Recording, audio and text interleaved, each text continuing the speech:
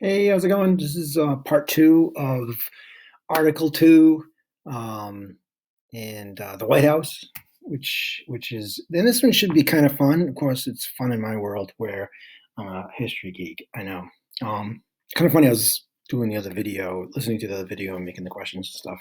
You could hear a bird outside my window the whole time chirping. I don't know if that drove anybody nuts, but it's not a long drive for me. Don't forget the remote learning stuff is here. At least once a week, I'm doing a half hour Google Meet thing. And that's just open during that half hour. You can pop in, say hi, ask a question, um, tell me how you're doing. It's pretty, yeah, nothing big. I mean, I'm not going to be helping you with like math problems and stuff. I think that's different, or science. Um, but I can help with this stuff if you have questions, if you're interested. All right, let's get into this. And like I said, this should be a little bit more on the fun side, um, because I just wanted to kind of go into kind of do the virtual tour of the White House and do some stuff with Air Force One and stuff. And yeah, so yeah, so I think I opened up this page, but I really don't really that much need it, to be honest. So because I opened up all the tabs. Let's start here because this website has a lot of good pictures of the inside of the White House. Again, this is the what's called the North Portico. This is where when Prime Minister Boris Johnson comes to visit the White House, his limo will come up and pull up here. Again, if you watch the evening news and they have a reporter outside the White House, they're on that little sidewalk thing on the side, and you can see the Portico, the northern Portico. I really don't know what a portico is. Portico is like one of those, like a cupola. It makes you sound like you're an architect or something. I don't know. But anyway, this has some really cool pictures. Again, so this is that if you go in the entrance, like let's say it's Boris Johnson, the Prime Minister of England, he comes into the White House. They'll pull up to this portico. He'll get out of the car and he'll go in the door into this grand entrance hallway. Um, which again, if you do the tour of the White House, this is where you tour. It's like a museum, and yeah, and the residence is on the second floor, and that's where it's kind of forbidden. You don't go up there unless you're invited by the president and the family. Um, Imagine being a kid and growing up in the White House. A lot of them have. I mean, the Obamas had kids. Trump has a young son who's like your age, and yeah, the Kennedys had kids, two kids, and I mean, they have to go to a special school that has security and stuff, and they can invite friends over. I mean, they can't go probably and stay over a friend's house and sleep over, but they can't have guests. What a cool thing it would be to sleep over in the White House. Anyway, this is the grand staircase where the president will come down and meet. If there's a big reception or something, and of course they stay to the right on those staircases because it's yeah. I hope you're staying to right on your staircases. The blue room, red room, green room. They become like fancy things.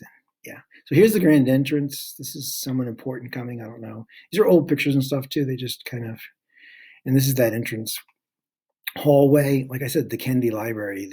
They've remodeled the library off of that grand hallway. This is the East Room. This is where they have concerts and stuff, and they have big receptions. Might have a big press conference and all that. It's right off of that hall. The Green Room. It's green. The Blue Room. It's blue. You can see that this round part of the White House is the South Portico. It's yeah, the Red Room into the basement. Um, yeah, mail room, China room. This is that diplomatic reception room. That there's a door that goes right out to where where Marine One lands, and sometimes dignitaries come in that entrance from the South Portico. And I always found this room kind of ugly because of the wallpaper, but no one asked me. I'm not an interior decorator either. Good. The kitchen, they have their own chef.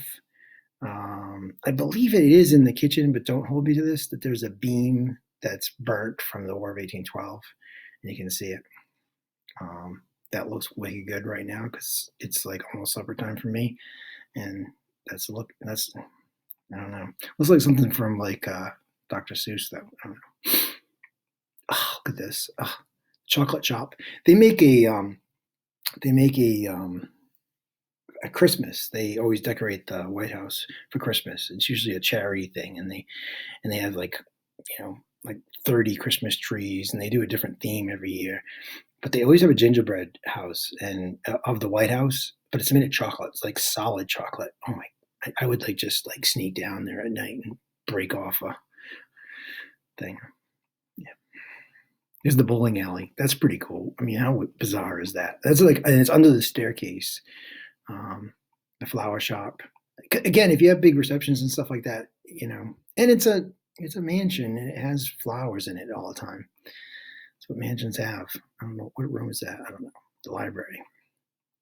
There's the grand staircase that you have to stay on the right, and make sure you're staying on the right wherever you're going. So I wanted to teach you something. This is upstairs. This is this is, and we don't really know what this looks like. We don't know how Trump has it decorated, and it's really none of our business. It's where he lives. It's so that's the president's bedroom. That's one of the. It's a place where and usually is comfortable. It's usually not this. It's some place where you can kind of sit on the couch and watch a football game, and it's a place where you can even cook macaroni and cheese if you don't feel like having a chef's prepared meal. They have a kitchen up there, and they can make their own stuff and be a family, which is very difficult for them. Not they're constantly under the. This is all that upper family area. Is the east wing, which is where the first lady has her offices, and it's also the reception area for visitors. There's the theater. That's kind of cool, huh? Yeah. And they practice speech there, and they actually can watch movies and stuff too. Yeah. This looks like Ken Burns, which it probably is, and they're probably premiering one of his documentaries. I did a virtual thing with Ken Burns. It was so awesome. It's one thing about this that's kind of cool is that you can get into these like Zoom things with like these huge names, like Ken Burns, who you probably never heard of before, don't care. This is the West Wing looking towards the White House. This is like the press briefing room. There's the North Portico, the South Portico. These big shrubs here are I didn't prepare to say this, but they are magnolias, and they were planted by Andrew Jackson. And I remember reading that they are dying. They're not doing well. So they may not even be there. If you look at a more modern picture, you may not see them there anymore. I think they were dying. And I think it was during Obama's administration. They started cutting them back. All right, so this is the West Wing here. This is a situation room. You would think it'd be bigger, but this is where they can have cookies and soda. And they can be in contact with military around the world. This is the cabinet room. Really cool thing about the cabinet room is that the president sits here, and then as the offices were added, it goes in order. So it's like Secretary of State, Secretary of the Treasury, and yada yada yada yada, and it goes all the way around to the newest. And the vice president always sits across, and then they have their name on the back of the chair, and they can buy the chair and keep it for the rest of their lives when they leave the cabinet, or whatever, So that's kind of cool. I would like one of those chairs. This is the Roosevelt meeting room, which is in the West Wing. There it is, the Oval Office. It is round. This is the press briefing room. You see this on TV a lot. And the West Wing connects right to it. And this is where they usually you have someone come out like once or twice a day and try to put a spin on their view of what's happening in the world. And this is the fourth estate. The press is trying to hold them accountable. This is the Southern Portico. Again, this is where the helicopter lands. And that's it. Good. All right. So I'll do the virtual tour thing last, and if I don't get to it, I won't get to it, and I'll put the link on the website, and you can do it yourself if you want. But I kind of want to show you this other stuff. So this I found today, and I really liked it. And it's Trump, and it kind of shows like him getting on Air Force One and stuff. So here's Marine One. The race for 2020 is heating up. All eyes on Iowa today, where both President Trump and Democratic frontrunner Joe Biden will both be holding dueling campaign events. Iowa, the center of the political universe at this point in a political cycle. Well, I love Iowa. Trump, I love him one day and I hate him the next. Trump only cares about himself. This goes into a little bit of politics, which I really don't like, but I do like. Thank you all. I'll see you in Iowa. I like that it's going to be behind the scenes. George Stephanopoulos is going to be with him on the helicopter on Air Force One and then in the limo, which are three things that are cool to see. So he likes to talk to the press. I'm telling you, most presidents would just walk past them and they pretend not to hear them. He likes the attention. Mr. President, did you weigh in on the statement? So here's. Nice group of people. So here, this is Marine One. So this helicopter is specially designed, and it takes him to Andrews Air Force Base, where Air Force One, the president's plane, is waiting for him. The president's plane is like a flying West Wing. It's a 747. It's huge. It can refuel in the air. It's pretty incredible. And they've had different ones. I mean, they keep modernizing. And matter of fact, there's one being built as we speak, and it'll be ready, I think, in like 4 or 5 years. So President Trump will never ride in the new one, but the next president will. But he's had a lot to say on how it's being designed and stuff. And then you have, of course, the reporters. So this is the chopper. Nice, but that's okay.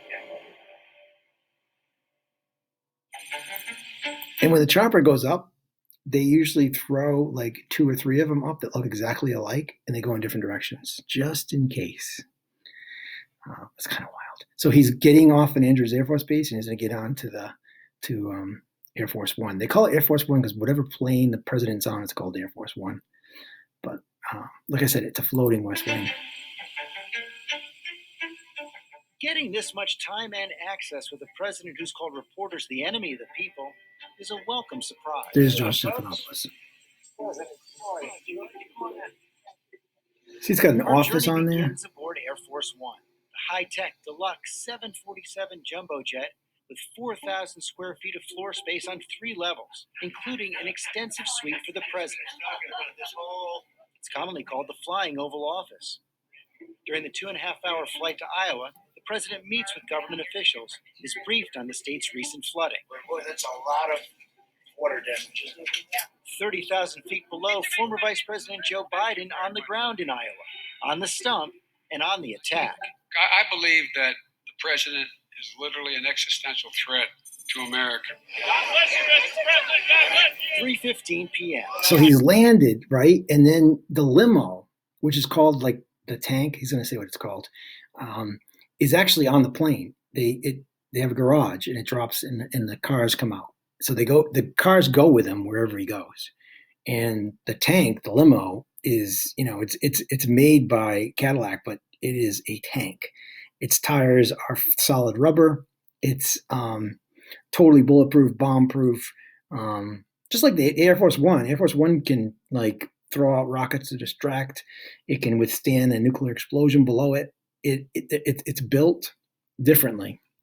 Yeah, let's get him in now. We join the president in his brand new presidential limo, the Beast. The Beast While is what it's its called. state-of-the-art secrets Look are at it. closely held, it's reportedly equipped with tear gas, can lay out an oil slick in the event of a terrorist attack.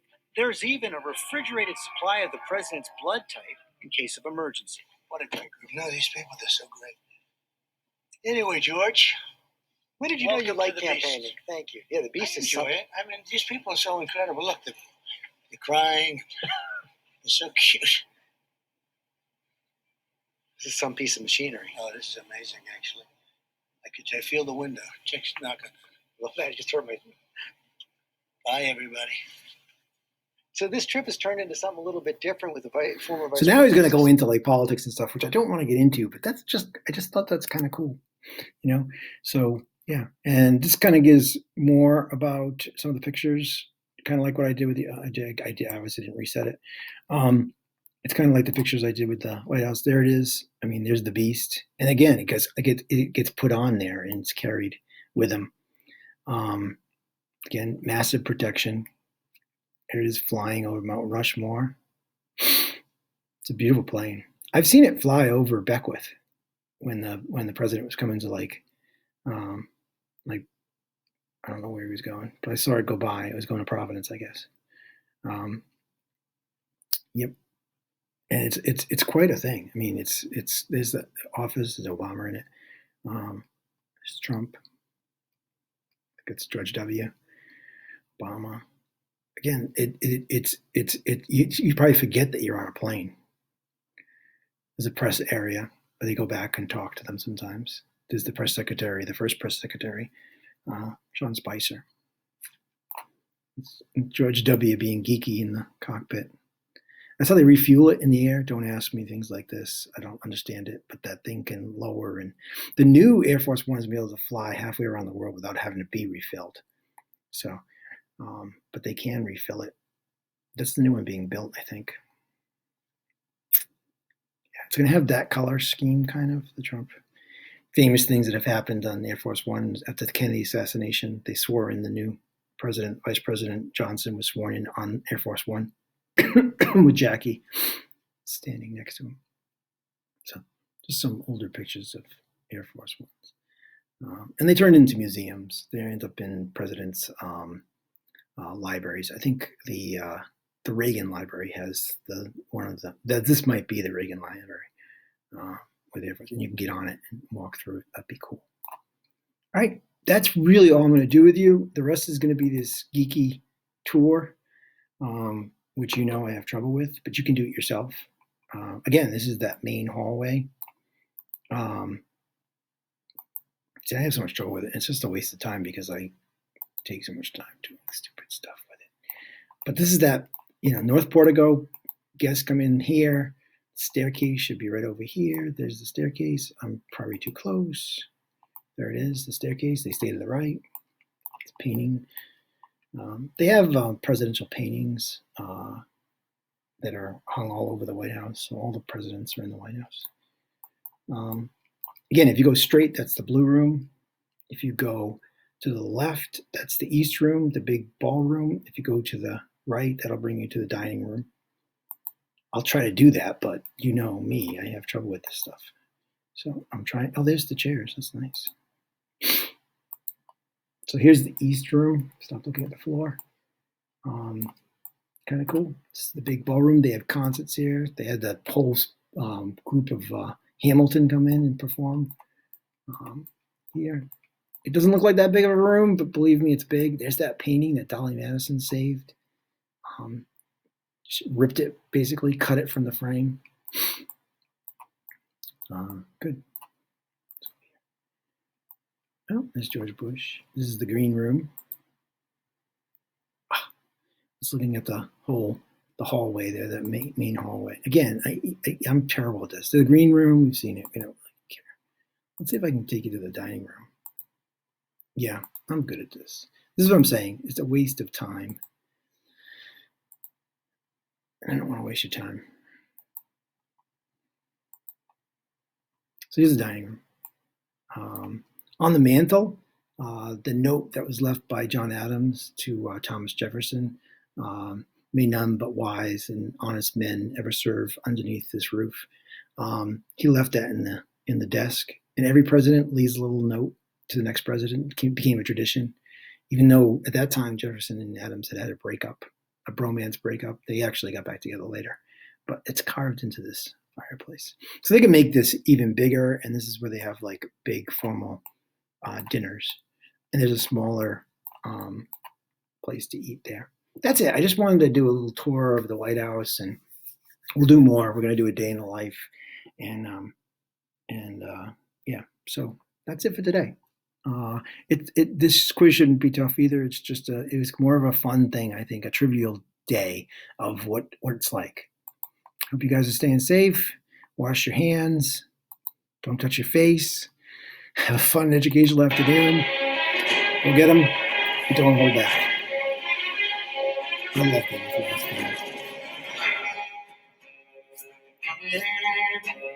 Thrones.